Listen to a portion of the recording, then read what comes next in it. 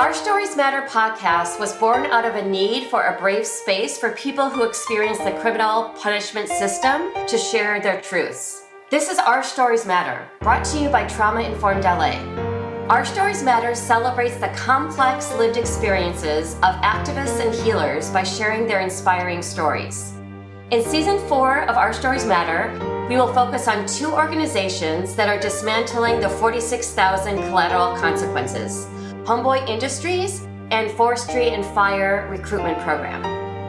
Today we'll be talking with Ivy Navarrete, who was sentenced to 60 years and recently released after serving 10 years when her sentence was overturned and vacated in 2022. Ivy was released from the Los Angeles County Jail without any gate money and $20 to her name. She went straight to Homeboy Industries and was greeted by family. Ivy is currently working at Homeboy Industries as a legal assistant. Good morning. Hi, everyone. So my name is James Tabacco, and I'm with Trauma Informed Lives, Los Angeles. And we're here today with Martin, co-host. And Martin, how you doing this morning? I'm doing really well. It's good to be here. Thank you. I'm excited to be here. And with us, we have a special guest. We have Ivy. Why don't you go ahead and take a few minutes to introduce yourself? My name is Ivy, and I'm not going to say my age because that's nobody's business. But my name's Ivy, and I was born and raised in Los Angeles, Rampart District. All right, great. So when you say Rampart District, I'm just curious, what does that incorporate, or what does that cover? So that incorporates Pico Union District, Westlake District, pretty much all the way up to Vermont and 3rd. Yeah. Are you familiar with that area? Because then it turns into Metro. Oh, okay. Now. All right. Yeah. All right. So, do you live there now? Is that some? No. No, I live in. You don't live there anymore. Yeah, I don't. Live there we don't want to disclose where you live at. Yeah. Right. Age, and not where. Yeah, exactly. I have secrets. Don't we all? Yeah. Well, welcome. Thank you. We really appreciate you being here today. It's a pleasure. It's a great opportunity to be here at Homeboy Art Academy, and it's just exciting to be a co-host along with Martin. What we want to do is we want to touch upon, basically, who are you? Give us a little history and story of who Ivy Navarrete is. Who am I? Well, I'm just a girl that grew up in the area, like I said, in the Rampart District. I grew up tough. Just in the 80s, everything was just hard. A lot of drugs, and the area was just not that great. But throughout it all, no matter what, I just always kept going. What was it like for you when you served your first prison term and got out? My first prison term, when I got out, I didn't have anywhere to go. So I was forced to go to a not a halfway house, but a rehab type place, just to have somewhere to stay, because I don't really have family. So that's where I had to go. But after that, one of my roommates, she told me about Homeboy Industries, and through her, I was able to go to Homeboy Industries and get a job right away because of me just, being fresh out and not having anywhere to go. After that, things got better because, I had employment, and I was able to just live life and make money for myself.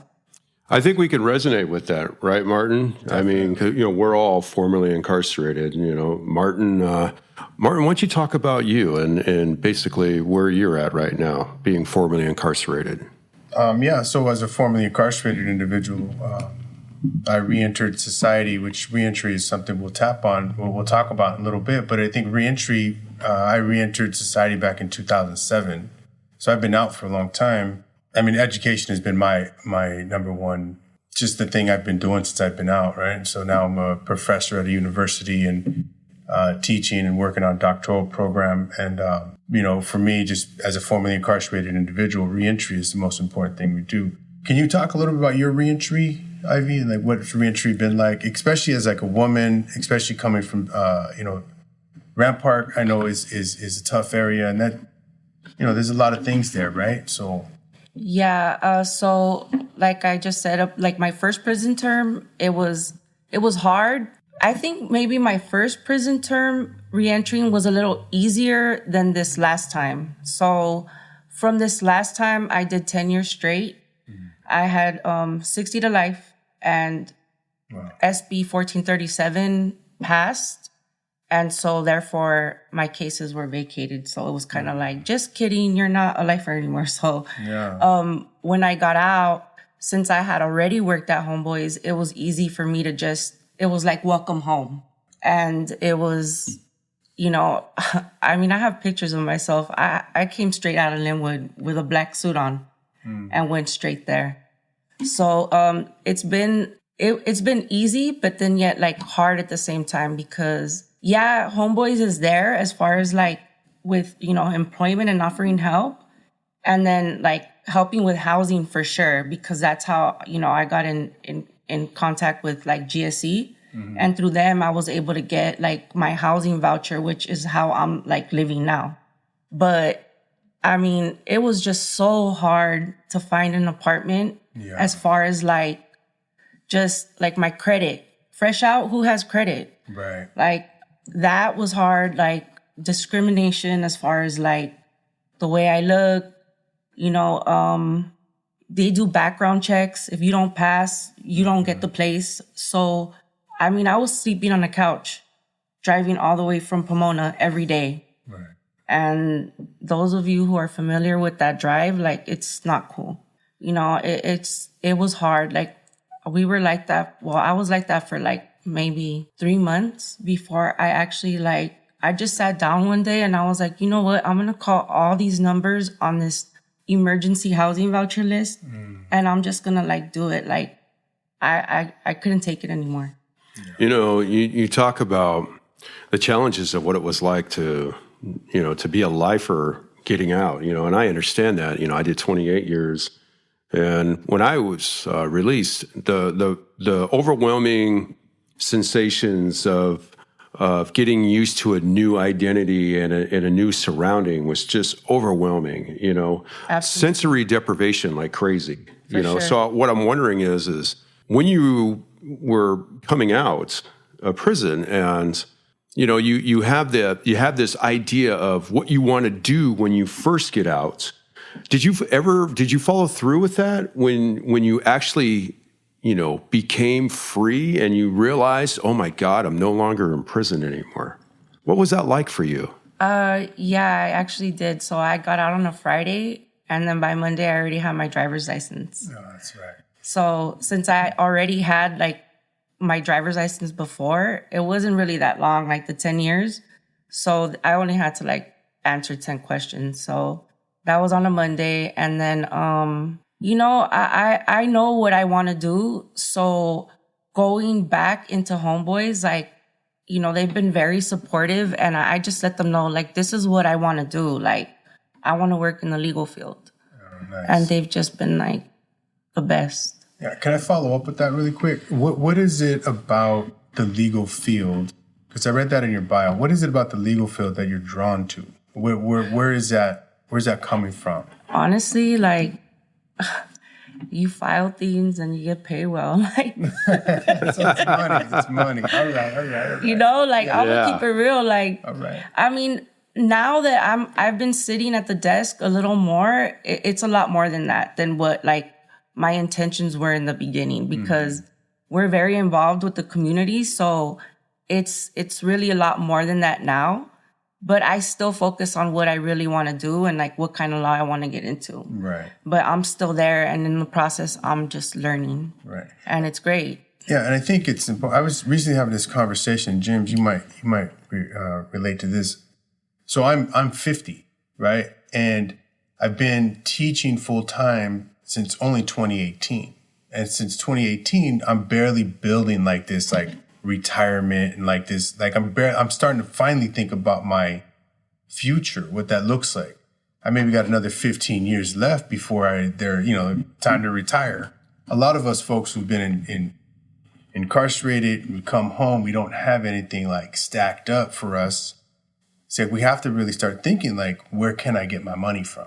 Because, we can't rely on the system. We know that. And I just wanted to put that out there because it's time to really start thinking like I need to be able to secure myself something for the future, right? So. Definitely. I mean, that's one of my other main reasons why I really want to do it because just security, like nothing's ever for sure in this world. And you got a valid point there. Geez, I mean, I'm 55 and I don't qualify for Social Security because, obviously I haven't been working, haven't been saving money for all those years that I was incarcerated. So, and I'm a grad student, in the School of Social Work at USC. And I look at myself and I think, where am I going with this? And the one thing I can be sure of is that retirement is a long ways away because how do I retire if I don't have the money to retire? Right. So I think for all those men and women that are getting out, that's going to be the overarching purpose. Start saving, start putting away that money, whatever you can, because at the end of that time when you can no longer work, that's when it's going to be needed the most. And I think when we talk with you today, I can see that you're a very capable person.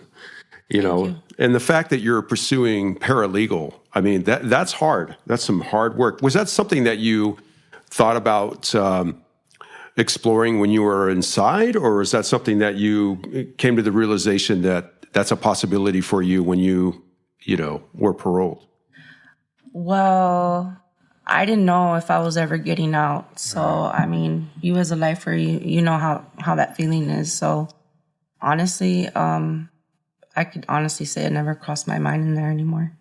Yeah, just thinking back to what that must have been like when they were telling you, Navarrete, roll your property up. You're going to R&R. What was that like for you? Oh, my God. Well, I already knew because they called me up to the counselor's office and they're like, so you're going out to court, but you need to pack up all your stuff. But we don't know what's going to happen. But I already knew because I had already been very well informed with my appellate lawyer. And even when SB 1437 first came out, I just knew. Let's talk about, what is that? What is SB 1437? So it's the, if you weren't the shooter, you didn't, you're not guilty.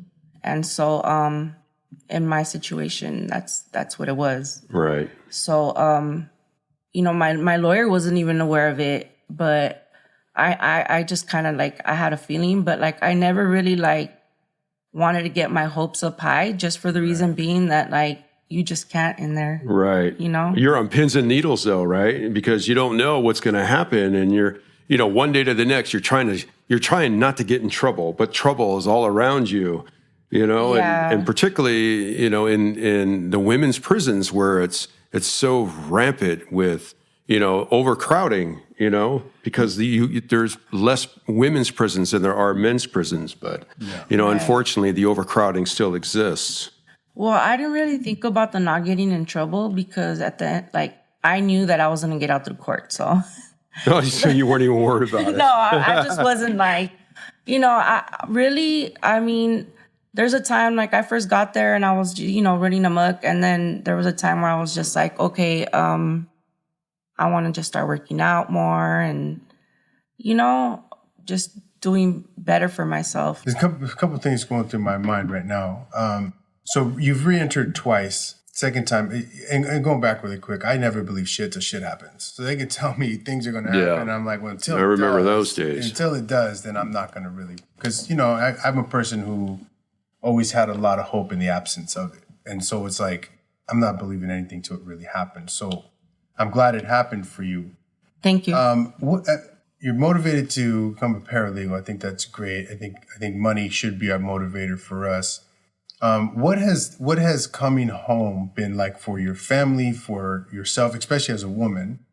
What has that been like? Especially every day for me. I'm still 15 years removed from prison, and I'm still excited about the work and showing up for others.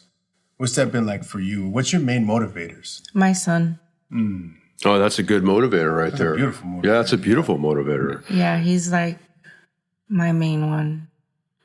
I'm just, I was having like a really good conversation with him, and I just told him like, I just told him the same thing I just told you guys. Like you were like my main motivation while I was in there. It's been good. Like we're building our relationship, and then honestly, like as far as like family, I came home. I was staying with my cousin, and I was glad that she was there for me, which didn't really happen the first time. It's just like family started coming out of everywhere, like from my dad's side, and like it's been overwhelming. I'm not gonna lie. Like I just like to really take my time because I feel like I have too much on my plate.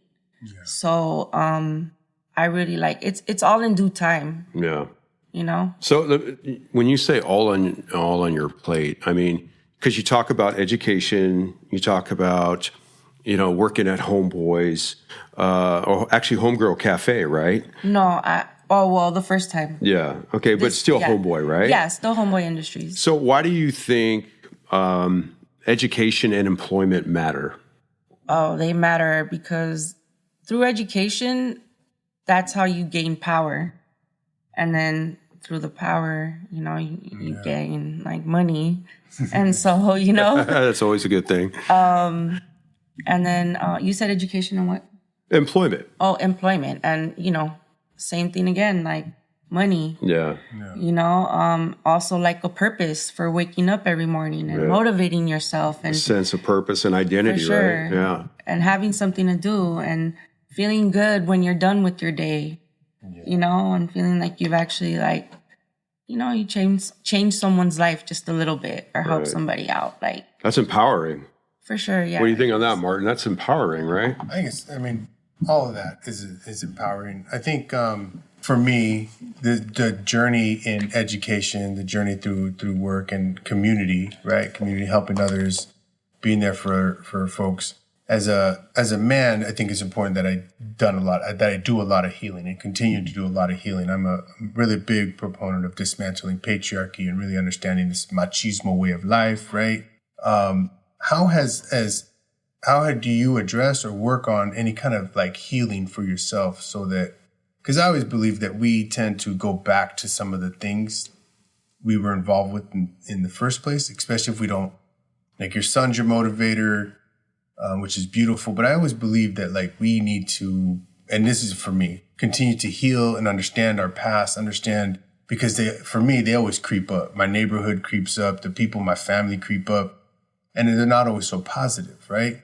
And the longer I've been out and doing this work on healing, it's been able to address that and know what's good for me, what's not good for me, and be able to walk away from things that aren't good for me. Are you on any type of healing journey, or are you doing any healing, and what does that look like for you? Honestly, I think I do a lot of like self-talking. I talk to him, like to God, like because he's who I believe in. But sometimes when I just feel like, oh my God, I can't get up today, like so I'll ask, I'm just like, please just give me the strength to like just get up right now and get in the shower, because once you get in that shower, like you're good, But and then I have my dog. I felt that right now. Yeah, I felt that. Yeah, I get that same thing. And I'm open to it. Like I don't know about you, but for me, my depression sometimes it's just the fucking best of me. And it's like, no, I got plants to take care of, and I've got a dog to take care of. And if I don't get up, my dog will make sure I get up. Right. So I felt that when you said that. Yeah, I just got her. She's been like a lot. Like she's helped me a lot in my life. Sometimes we need that. Yeah. My son doesn't live with me, so and he's older, so it's not like I have to get up and I got to take him to school, I got to get him ready, But I'm pretty motivated, but you just have those days where you're just whooped, like you're just like, I don't want to get up today, Yeah. I stay busy, like I'm constantly on the move, on the go, like. Sometimes I just want to like lay down and watch some Netflix, Yeah, for sure. Oh, Netflix. Oh, man. Jeez. I got stuck on Netflix. So, moving forward in your journey, where do you see yourself in maybe the next 5 years? In the next 5 years, I definitely see myself having my paralegal certificate, and just, working and feeling good about it. And, I definitely want like 401k, and, we talked about the retirement, and, it's like, I don't have any time to waste right now. Right. It's just like every day counts. Every day counts. Like what have you done today that's productive? You know what? And that's absolutely true. I mean, I think that's true for all of us. It's like once you get out, it's like the last thing we want to do is look back. We just want to keep moving forward and keep pushing, even though it's going to be hard and challenging, even though you force yourself to get up, you force yourself to do these daily things when you would rather just stay in bed, right? I mean, not all the time. Right. It seems like, damn, I ain't lazy. Exactly. But we all have these periods like, oh, damn, I got to wake up, and damn, I got to fight the traffic. Damn, I got to get on the bus, or damn, I got to do this, got to do that. So when you push through that, what goes through your mind for the reasons why you're pushing through that? Well, like my son, number one, and like just the future, like it's always so uncertain. Like security just comes back. That word, like security. Growing up, it was insecure. Yeah. And so now that I'm capable of doing that for myself, like I'm just full speed ahead. I don't want to waste any time. Have you encountered any type of stigmas since you've been out? Can you like what do you mean? Yeah, Martin, let's talk about that. In terms of like what people like what they might perceive. Yeah. Like. Oh yeah. Let's talk about the real. I mean, you just get out. You're on parole. Right? What do people think when they look at you and then they start talking to you and they find out that you're on parole and they don't have a clue about the world that you come from? Well, I'm not on parole. Oh, you're not on parole. Oh, that's even better. Yeah. But I do know the feeling. Right. And for sure, it's not a good feeling. And I have encountered it. They look at you different. Yeah. And then a lot of people want to know, like, oh, what were you busted for? Or like, so, I mean, everything's public record. And I've learned to like, just let it like, it's like water on my back, just let it go. I mean, it is what it is, nobody's perfect. And, we all have a past, but it's what you're doing with, your present time and what you plan on doing with your future. So right. I really don't care. Like I walk a mile in my shoes. Right. So the empathy that you have is for yourself. Yeah, pretty much. Right. And that just draws me on this next question. It's like, what do you like to do for leisure or for fun? Or for self-care. I'm over here on the self-care. Or even, self-care, yeah. Well, I like to get my nails done. That's right. I don't know anything about that. I need to I do normally work out, but like I'm just beat sometimes, But I like to like chill. I'm a homebody. Like now that like I have my apartment, and like I get done cleaning, I clean the house, and then it feels good to just lay on the bed and just like chill, Enjoy your own spot. Like sure. I can go to my fridge and grab what I want. I don't have to like look at a catalog and order it and make a whole ass list. Yeah. Like walking horse. Yeah. Or union, yeah. Yeah. But so I mean, and just like walk my dog and spend time with my son, spend time with friends, good company. I don't like to stress. Yeah.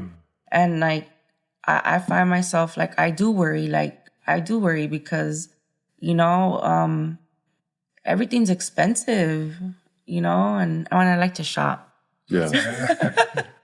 Yeah, so do I. I have a shoe addiction.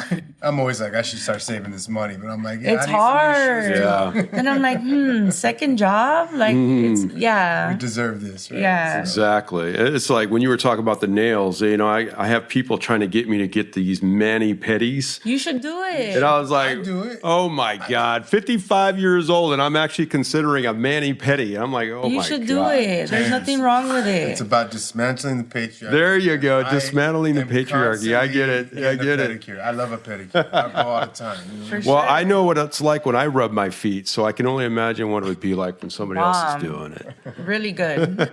It's comforting, man. It's self-care. So, can you tell us about like what how people getting involved with like Homeboy Industry?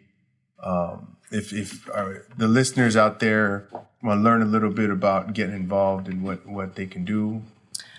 So pretty much, if they're ready to just, if they need employment and they've been, in jail or in prison, like that's the place, you go in and it's just, open arms, definitely a lot of resources. Yeah.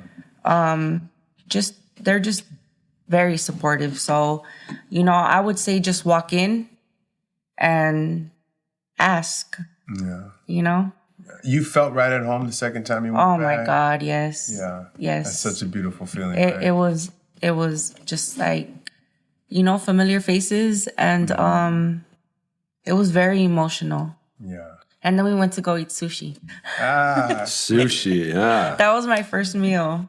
Sushi? Yes. Oh, that's a good choice. That's a Yeah. good choice. I'm not a fan of sushi, but We my gotta wife is, but We I'm gotta get you a pedicure. We gotta get you Yeah. some sushi. You know? Oh, jeez.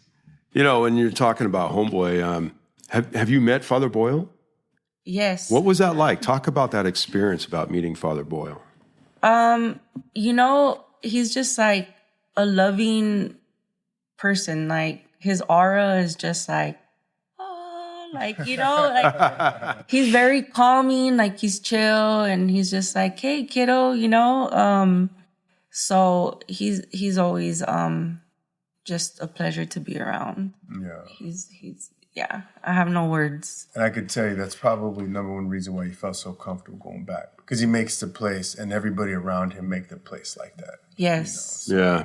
Yeah, and Homeboy, the Homeboy Industries, the trademark. I mean, the whole purpose is self-healing and healing and community healing, right? Yes. Yeah. I mean, I love going to that place. Yeah, it's a nice place, and I've been there. I did a tour when I was with Center for Council earlier. I think it was last year, and got to go in there and really look at the facility, and it's really, really an amazing, outpouring of love and compassion and empathy, when you go in there. So, I'm really glad that you had the opportunity to get out and experience the freedom the way you want to experience it, and struggles are going to be there. For sure. Challenges are going to be there, and the fact is that you reach deep down into the depths of your heart and your soul, and you keep pushing forward because you know what you want, and I have no doubt that you're not going to achieve that. You're gonna excel at what you want to do because you're determined, and you have that sense of purpose, and I could feel it, and I know you care not just about who you are as a human being, but you also care about people, and I think that comes through even, through this conversation, and so, I fully support everything that you're doing, and I commend you for the hard work and the strength that it takes, particularly, being released from a woman's prison and being a woman in this environment, in this society where everything seems so slanted and sideways against women, and you're rising above that, and I just really want to applaud you for that because it's hard. It's really hard for women right now. Yes, it is, and thank you. It's really hard. Especially like women, with the kids and the family, like just in every aspect, like re-entering back, you know, you don't know how it's gonna be, how the kids are gonna act. It's a difficult situation, but you know, I don't know how it is for everyone else out there, but you know, in the beginning, sometimes I'm like, damn, do you even like me? You know, but but he's a teenager, so you know, and then there's moments where he just, What was that like to unify with your son after 10 years, right? Yes. What was that like, that unification? And I mean, I'm still building a bond with one of my daughters. The other daughter, perfect, but you know what I mean? Like that bond, what was that unification like with your son? You know, it's been slow, but always present. Yeah. So I'm thankful that, you know, I have that access and I'm able to see him whenever I want. And not that he wants to see me all the time, you know. He's a teenager. Yeah, And a for boy. sure. So but it's been really good. Good. And I'm just so grateful for that.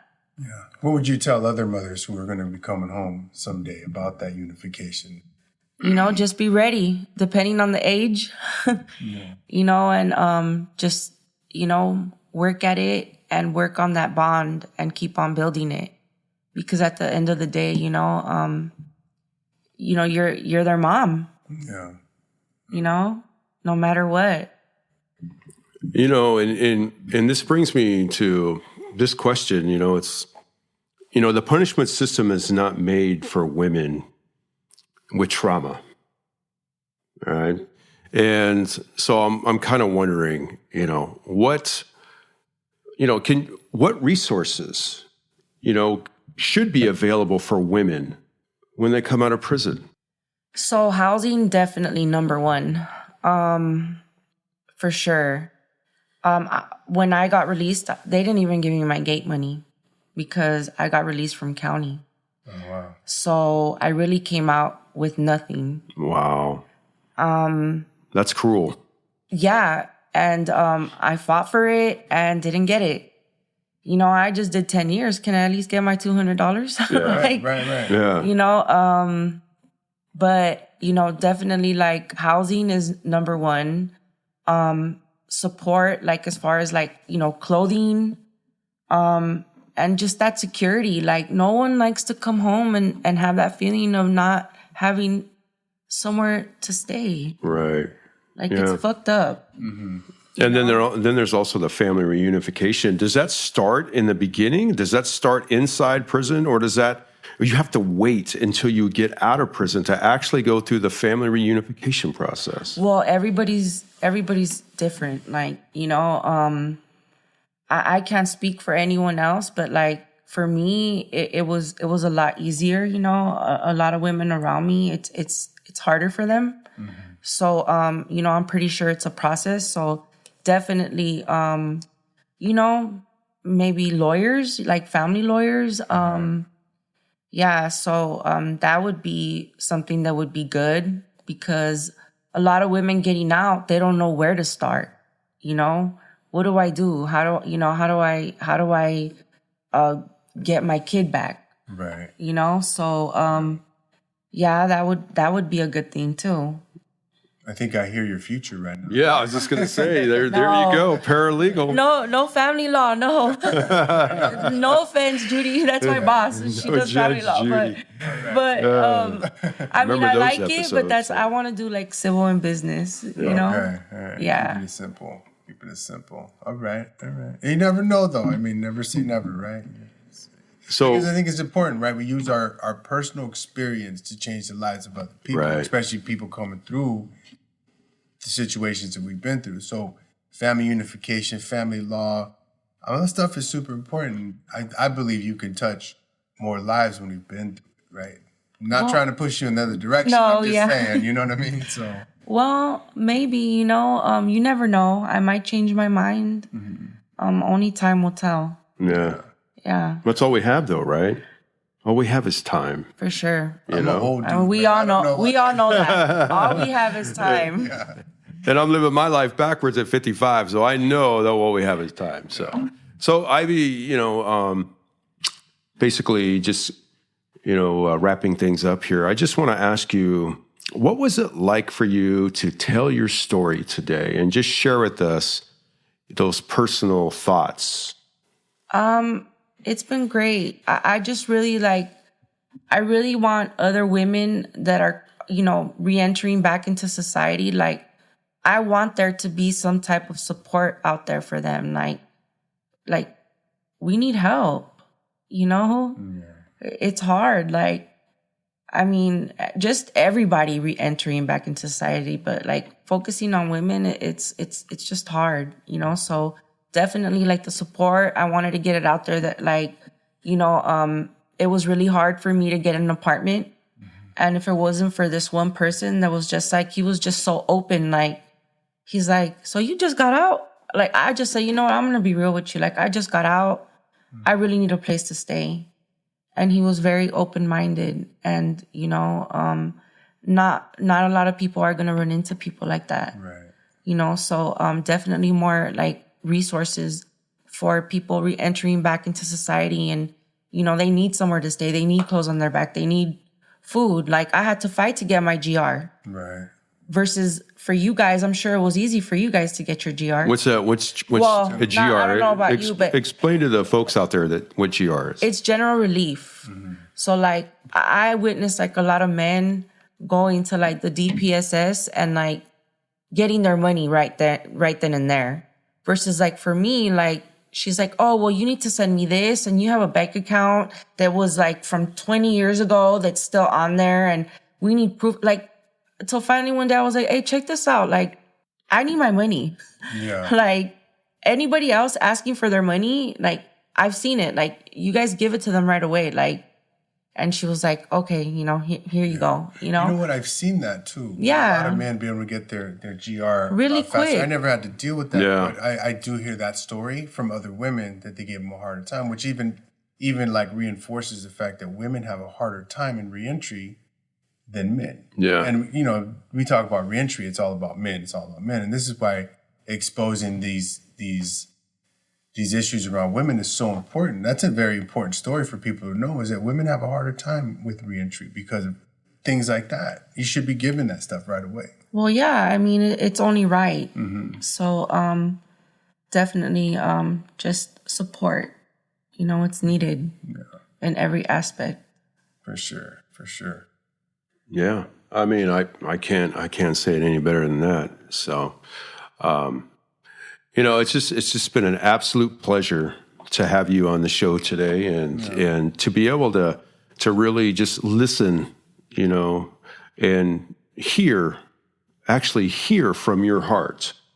It's very empowering to be able to identify, the challenges, from an upfront and personal perspective. But not only that, to rise above all that stigma, and work towards the view of dismantling, those views that are held by others about the perceptions of somebody that's formerly incarcerated, and I know, my heart's with you. Thank you. And Martin? No, of course. I just thank you for sharing your story here today. Any last things you'd like to tell our listeners? Just stay. I know it sounds like cliche, but just stay strong and, keep moving forward. Don't let nothing stop you. We're good at that. Yeah. So perfectly said. Well said. Yeah, well said. All right.